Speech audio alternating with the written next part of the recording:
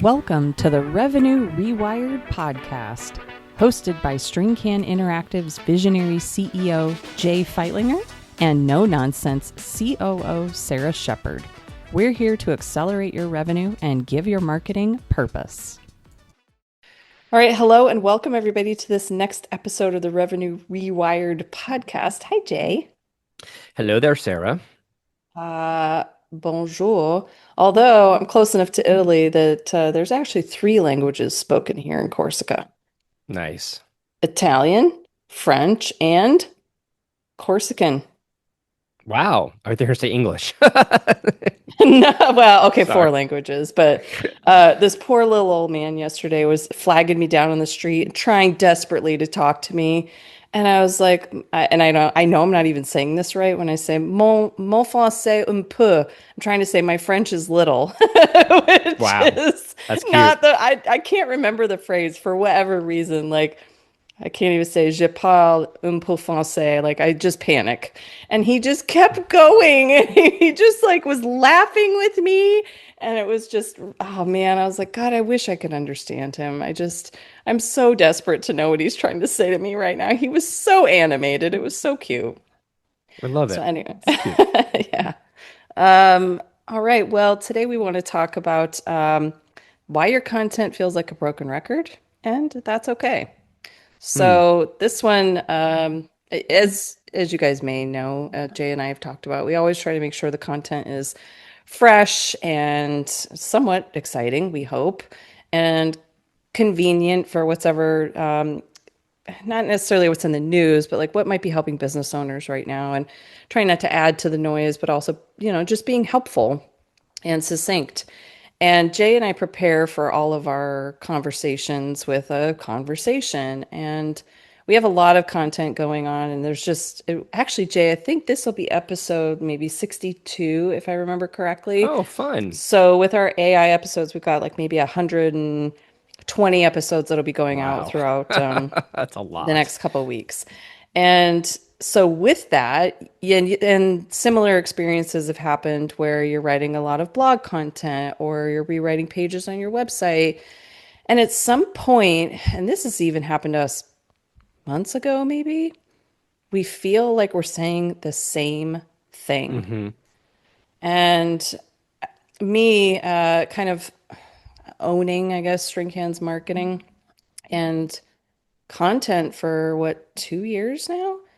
I really struggle with maybe I'll call it the redundancy trap, where I feel like I'm trying to say something new and fresh and innovative, and we're kind of surrounded by new and fresh and innovative every day with AI. There's just something to figure out, and part of that is really exciting, like because you're a visionary, that new and exciting is just so fun and cool, and you get to like figure it out. And then when you're trying to do content and update pages on your site and create new blog content and podcast content, I've started feeling like I'm saying the same thing over and over again.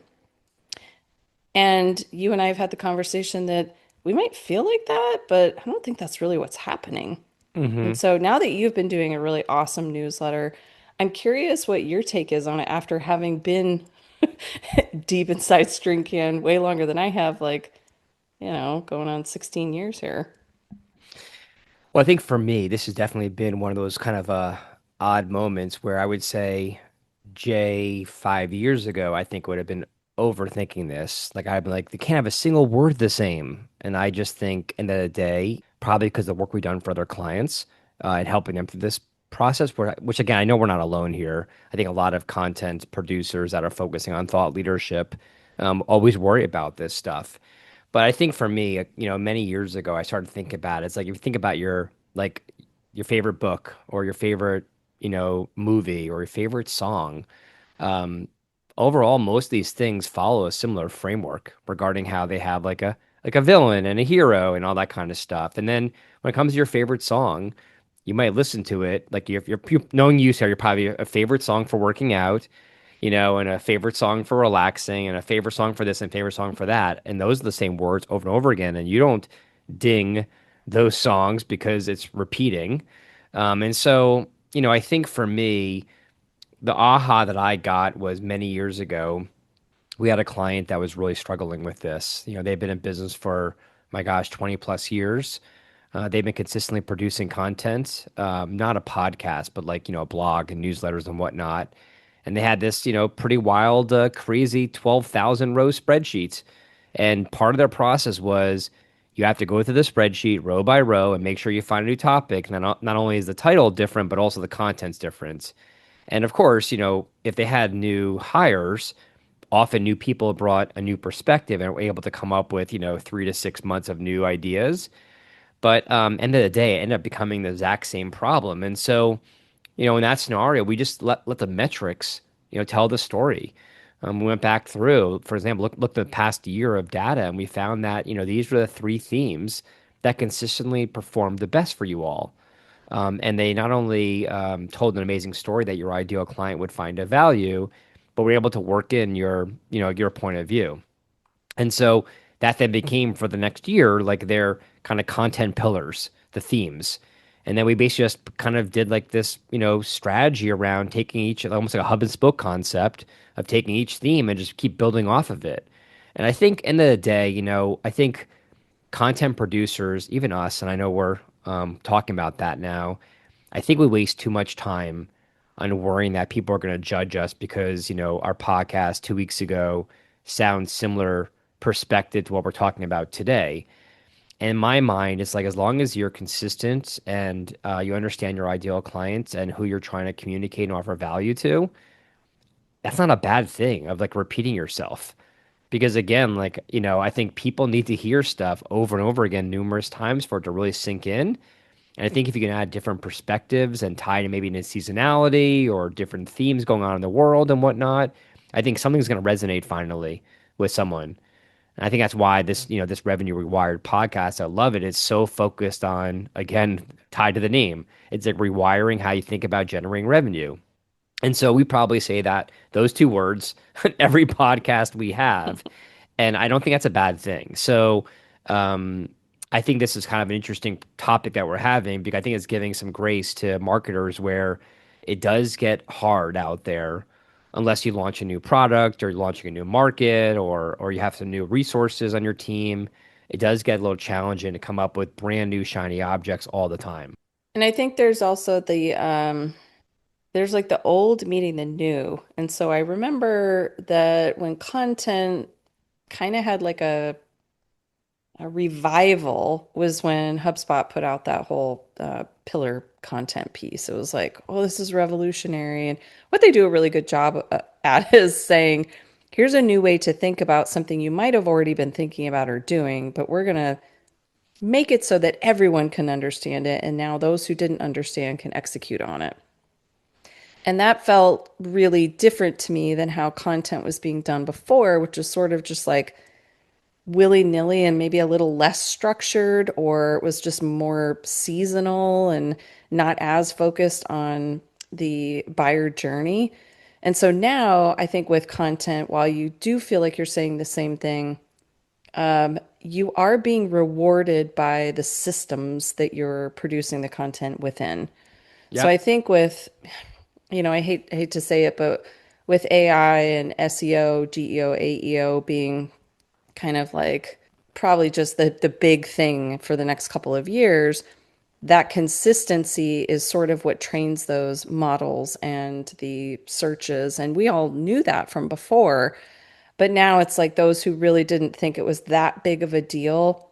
I think as we get more and more advanced, we're going to find that the messaging that we're putting out there has to be so tightened up.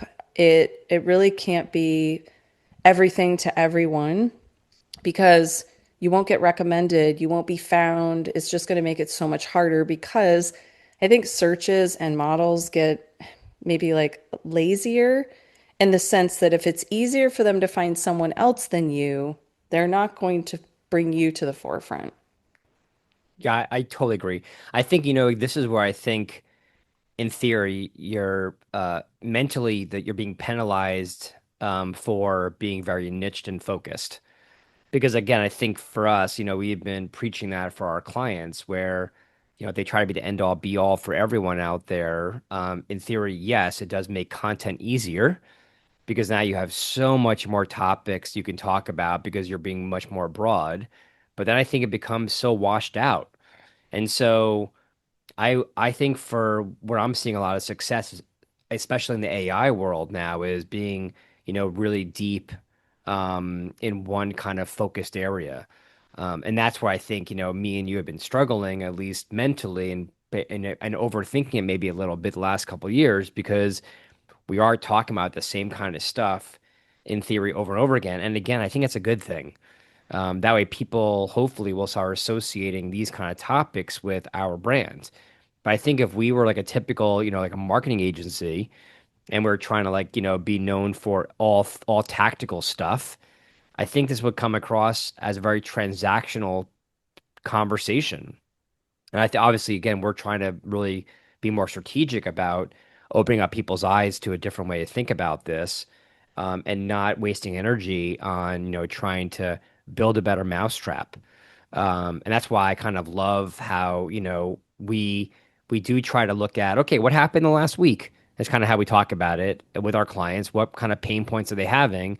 And then what we always do is say, okay, how can we tie it back into revenue rewired? One of our five bottlenecks, or maybe our methodology and how we use a playbook for it. So it always ties back in our unique point of view. And that's where I feel like even if we had the same topic, like growing sales, if that was our podcast every week, I still feel like we can come up with new content around that as long as we're focused. Hmm. So, I'm feeling this way. What are the kinds of things that you and I have talked about that maybe we could share with other people that we've maybe shared with our clients or anyone else who is struggling with? I'm feeling like I'm just saying the same thing over and over again. I don't know how to get out of this because now my brain isn't able to come up with what I feel is a new and innovative approach to the same topic. Like, how do I Oh, I give it a love that. makeover? All right. Well, I have a couple quick thoughts, and I'd love to hear your perspective too on this because you probably have some great thoughts because obviously you're a much more creative writer than I am. But I think for me, I always do this like reflective and forward-thinking mindset. So I already kind of mentioned the reflective side where I am kind of cuckoo about data. And so I love not only for us, but also our clients. I do like to look at, what's performed and what hasn't. And again, for me, I don't look at vanity metrics. So I'm looking at, engagement and opportunities for, new meetings and whatnot. And so I love to take those items and to look at interesting trends. And that gives me a really unique perspective of like, okay, it seems like these are the kind of themes that have overall performed very well. And then on the forward thinking side, obviously, again, you can use some great data around, Google Trends and research and AI to help you kind of think about new ideas going on. But one of my favorite things to do is have conversations with current and prospective customers. So as you know, like with us, um, probably for me, I'm so grateful that one of the best ways I come up with new topics is me really taking great notes and leveraging like recording devices on the notes like Fathom or Zoom. And not only do I do a good job with using that to help me with follow-ups and offering value to whoever I spoke to, but I definitely secondarily leverage it for like, okay, what were some of the questions they've asked and how did I answer it? And I put those into kind of a thought bank. I use Apple Notes for that, and unfortunately, it's way too long now. But I love taking those perspectives because I have found that the things that people ask, you'll see a consistent theme over and over again, and that obviously becomes itself and a really amazing opportunity for creating new contents. And then third, I think this is more from the kind of zig when they zag. Um, I don't want people spending a zillion hours on this, but there is a value of looking at not only the industry but also competitors because you know it is nice to know that you are trying to be very mindful around producing kind of unique perspectives and point of view.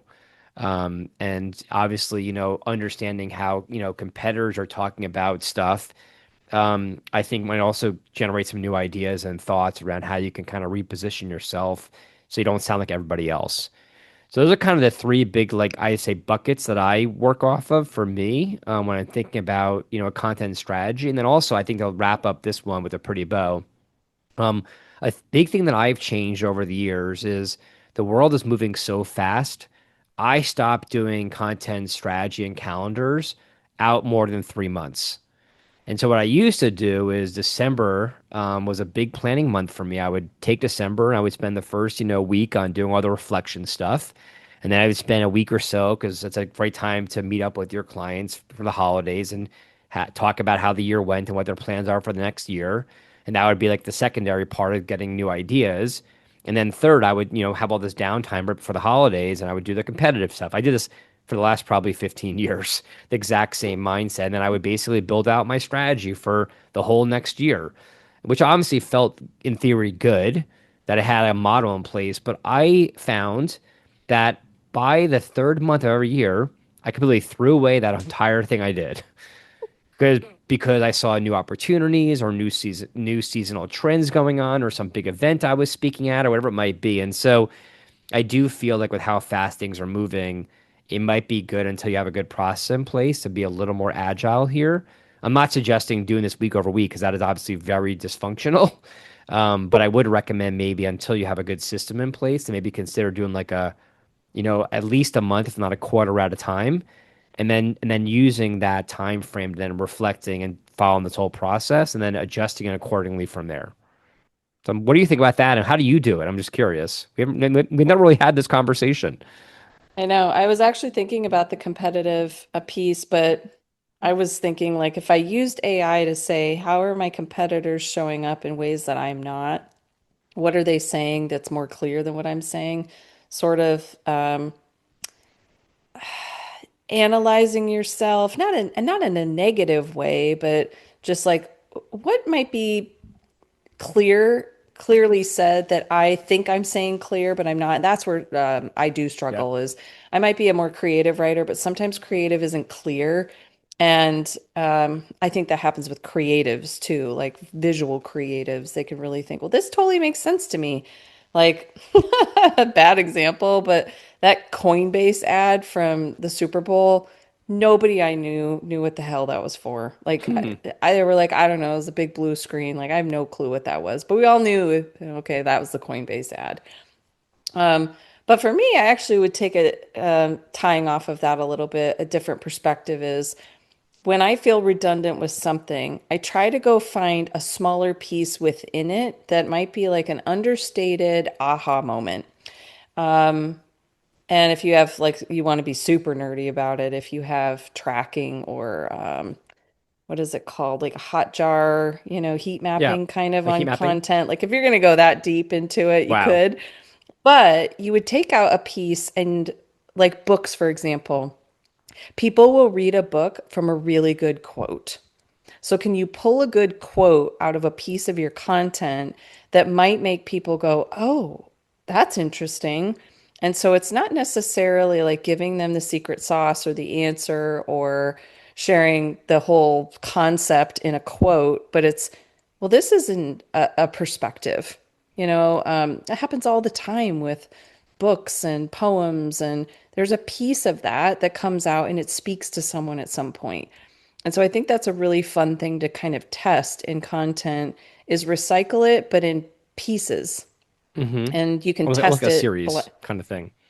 Um, Not even that deep, but like, how we put on LinkedIn like a simple quote from our Oh, podcast, yes. Got it. kind of even smaller than that, like maybe a sentence or three-quarters of a sentence. You can really see where something is going to resonate with someone or what's landing. Do you have any sentences clear enough where you can do that? That's also kind of an indicator in how your content is landing. And then this one's a weird one, but I've done it before and it did seem to make a difference. And this is not to offend anyone, but are you doing your content in a way that is speaking over your audience's head? So, do you remember when we started using, I think it was Boomerang many years ago? It used to have on the bottom like how readable your email was. Mm-hmm. And that really stuck with me because at some point I would write an email and it would be all red and like all the indicators would be in the negatives or like low numbers. And it was like, you're speaking way too much flowery language. You're not being clear enough. Industry You've got run on. speak. Yeah. And I'm like, oh, wow, that's fascinating because you kind of take for granted that the person reading your content has plenty of time and understanding. And so I've really kind of like, I think that's an easy way to recycle some of your content is there a way to make it clear? Are there questions you could just totally answer inside of it, which AI does reward? And can you take it and make creative out of it to keep recycling it in that way where you're pulling out pieces of it? So instead of, that's the end of the hub and spoke model, now you've got even like further offshoots of it where you've got pieces of it. Those are a couple of the things that I've done besides, the AI analysis. Like, how am I stacking against what else you're seeing? And like, what would make me show up for you that I'm not doing right now? I love that. I think, again, it's people that really know us, me and you especially, they know that we are far from lazy, and we are pretty driven. And so I think for us, the amount of energy we invest in making sure that every word that we put out there offers value. But I think to your point, for me, I think where I'm a little different than you on the writing is I put myself in the shoes of a person like me that I'm trying to communicate to, and I don't want them to do any work. And so I actually probably maybe go a little too far into the it's super obvious sounding because I just feel like it's like we're all just so busy, and the people that I'm often speaking to are other business owners, and they don't want to feel like dumb, or confused. They want to be like inspired and uncover like, ooh, hadn't thought about it this way. That really, opened up my eyes to a new possible way of thinking about how to grow my business. I'm now intrigued, and then they actually do want to read it.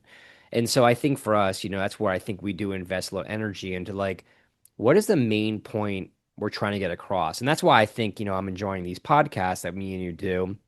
Because when we do our preparation call right before it, we're always like, what is the main one point we want people to get across? Which is what I'm trying to communicate right now. It's just like, look, we're not trying to say be lazy, and just kind of like almost like you feel like you're giving up. We do want people to be very strategic about these are the content themes that our ideal audience would find of most value. But our point we're trying to say here is loud and clear. We don't want people feeling bad if they've basically have already quote unquote talked about this already, because I think that's where I think there's a lot of value in basically you reminding people that this is very important, and hopefully it resonates at some point in time. Hmm. I don't have anything to add to that. All right, well, let's wrap this one up then. Okay.